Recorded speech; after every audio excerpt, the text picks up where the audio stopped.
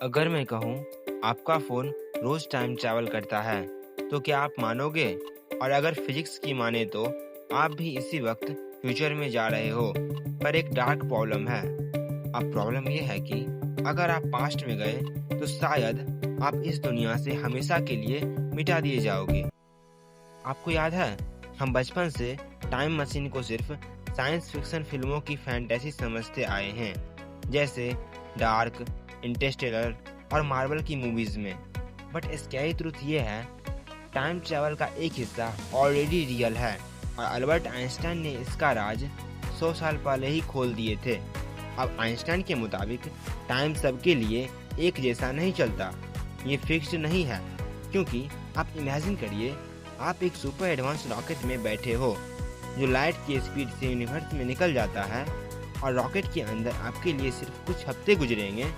लेकिन जब आप वापस अर्थ पर लैंड करोगे, तो यहाँ सदियाँ गुजर चुकी होंगी, मे बी डिकेड्स, और आपका दोस्त बुजुर्ग हो चुके होंगे, आपका घर मिट्टी में मिल चुकी होंगी, और आप वैसे के वैसे ही रहोगे।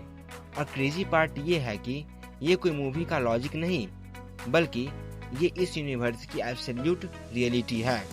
पर रुकिए, आपको लग रहा है ये सब स्पेस की बातें हैं या फिर फिजिक्स जो आप अपनी पॉकेट में लेकर घूमते हो, यानी आपका जीपीएस?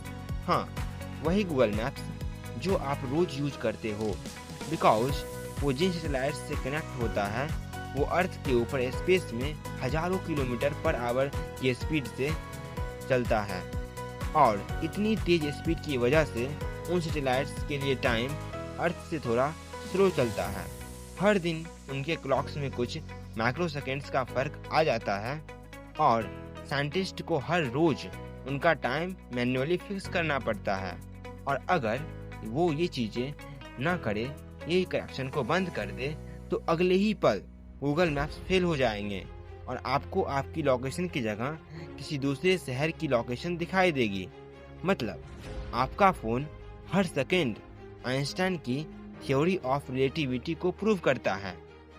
अब इमेजिन करिए, एक ब्लैक होल, यूनिवर्स का सबसे बड़ा और खूंखार मॉन्स्टर।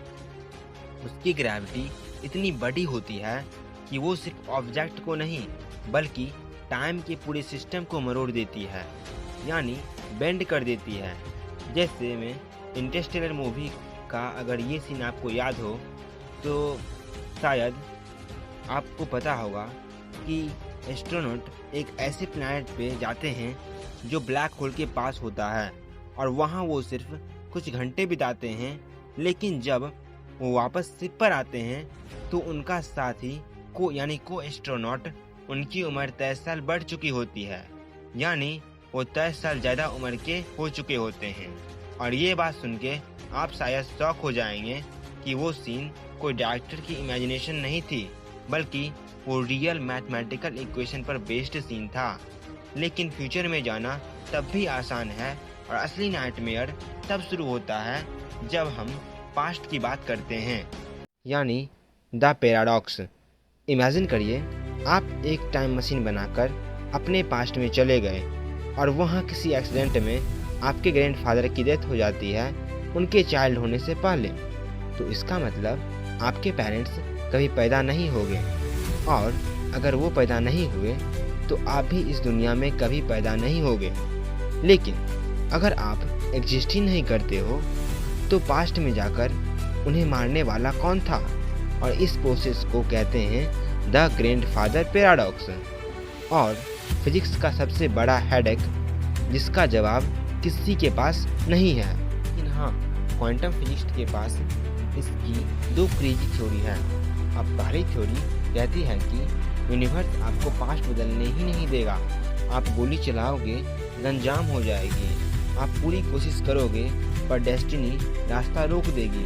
लेकिन दूसरी थ्योरी थोड़ी डरावनी है, क्योंकि जैसे ही आपने पास्ट में जाकर कुछ बदलने को चाहा, तो वहाँ से एक नई टाइमलाइन स्टार्ट हो जाएगी, जिसे हम पैरेलल यूनिवर्स कहते हैं, जहाँ आप कभी पैदा ही नहीं हुए होगे, पर आपका पुराना यूनिवर्स कहीं न कहीं चल रहा होगा।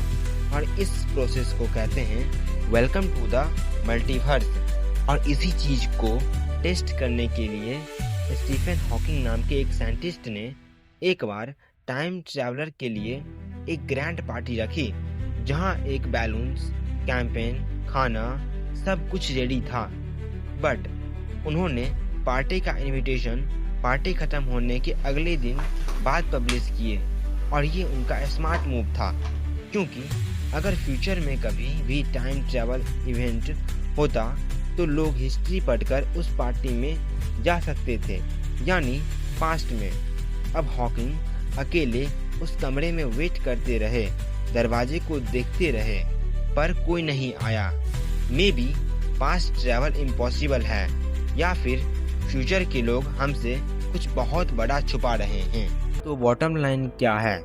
फ्यूचर ट्रैवल सिर्फ एक साइंटिफिक रियलिटी है जो चल रही है, पर पास्ट ट्रैवल यूनिवर्स का सबसे बड़ा लॉकर है। शायद नेचर हमें आगे बढ़ने की परमिशन तो देती है, लेकिन अपनी पुरानी गलतियों को सुधारने की परमिशन कभी नहीं देती। तो अगर आपको आज एक टाइम मशीन की चाबी मिल जाए तो आप कहाँ जाओगे? अपना फ्यूचर देखने या अपना पास्ट बदलने? मुझे कमेंट में बताइए, और ऐसे ही माइंड बेंडिंग साइंस के लिए फॉलो करिए। धन्यवाद दोस्तों।